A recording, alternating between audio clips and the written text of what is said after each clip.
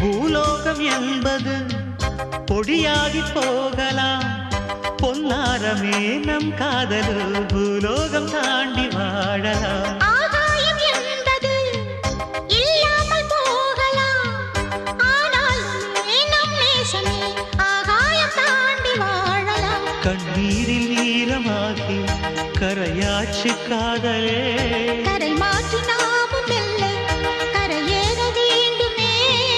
நாளை வரும் காலம் நம்மை கொண்டாடுமே. தாஜ்மஹால் தேவையில்லை அன்னமே அன்னமே, காடுமலை நதிகள் எல்லாம்